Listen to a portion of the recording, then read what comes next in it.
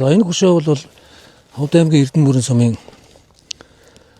одоо хар усан гэдэг газараас эндээс нэг 3 орчим километрийн цаана байсан хөшөө байгаа. За тэгээ энэ хөшөөний онцлог нь болохоор энэ монголчуудын ертөнцийн үзэх үзлийг одоо нэлээд төрсөлсөн. За ингээд дээшээ одоо өксөж яваа бууг байхад за мөн одоо ингээд адилхан одоо тэнгэрээс бууж байгаа юу одоо тухайн ертөнцийг үзэх холбоотой өсөлттэй холбоотой доошоо уруудж байгаа ийм буугууд байсан.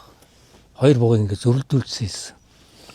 За тэгээд энд бол ертөнцийн богон хөшөөг бол ингээд төрслийн үед 3 хавж байгаа. За ингээд энэ доод хэсэг гэдэг одоо ертөнцийг үзэх үзлийн доод хэсэг буюу энд бол дандаа зэр зэвсэг зүйлүүд. За энд бол загсны дэгээ, за чинжаал хутга, за мөн одоо ийм нэгэн төрлийн одоо хөрл хутга байгаа тий.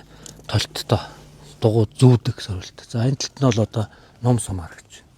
За тэгээд энд бол энэ хэсэгт нь бол тухайн үед бол одоо нэг газар суулгасан байсан. Гэтэл энэ нь болохоор одоо эртний бас тэрнээс өмнө бол энд магадгүй одоо янгар зурж хагаад дээр нь дахиад энэ чулууг ашиглаад буган хөшөө болгосон юм байгаа. За энэ буган хөшөө л ерөнхийдөө ингээд засаагүй одоо байгалийнхын чулуугаар ингээд одоо хадны энэ завсар хэсгүүдийн одоо бас төвсөлд оруулж ингэж бүтээсэн нэг өвөрмөц хөшөө юм аа. Энэ дээдлийнх нь за энд бол одоо нөгөө онг энэ бол одоо нөгөө зүгсгэл буюу юу баг иймэг.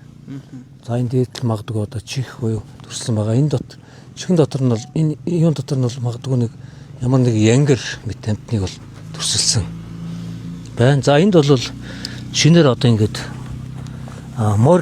морины төвсөл бол энд бас байж байгаа. За энд хойд хэсэгтээ бол энэ нөгөө байгалийн илэг дээр ингээд илэгдсэн. Ийм л хөшөө энэ. ном сумын нэг саадаг нь энд байна шүү дээ. Энд бүр 4 зэвсэг байна шүү дээ. Загсны дэгээ байна. Тэнд одоо 2 төрлийн хутга байна. Тэгээд ном сум саадагтайгаа байна. Доор бол морь байна. Бас янгар байна.